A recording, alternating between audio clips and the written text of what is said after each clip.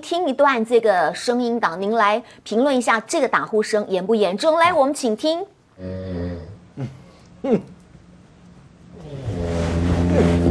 这怎么会不严重？这个严重。还有哦，又来小小的、细微了。这是恐龙的吧？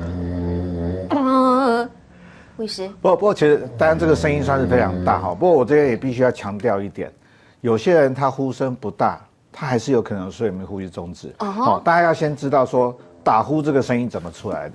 打呼就是因为这个空气在经过一个很狭小的空间，好，那通常就是我们上呼吸道嘛，那它引起了这些软组织的共振之后产生的声音。好，但是什么时候会没有声音？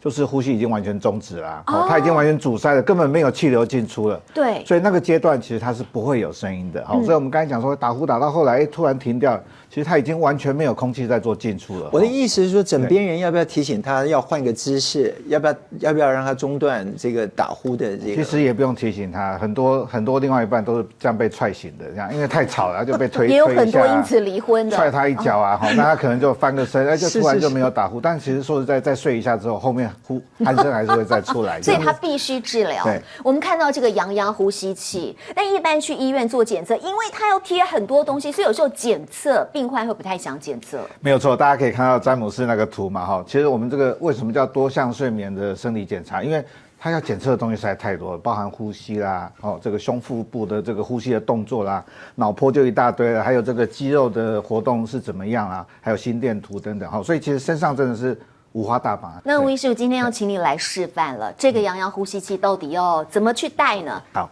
大家可以看到，这个是我自己在用的机器哈，因为不好意思，我也是中度的患者。您是中度，我是中度的患者。那所以现在一般建议就是说，你只要是中度以上，其实都应该要接受治疗。这样子。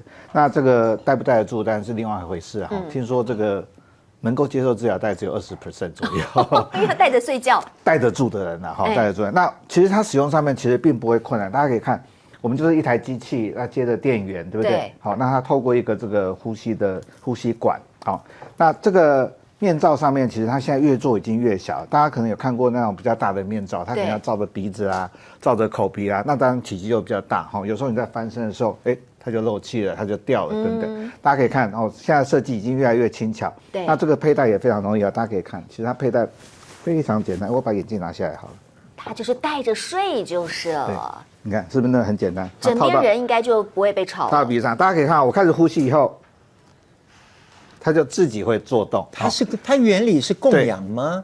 它不是供氧，它是给你一个阳压，我们叫阳压，它叫正压呼吸器。它就透过它透过这个正压，让你的呼吸道不会塌陷掉。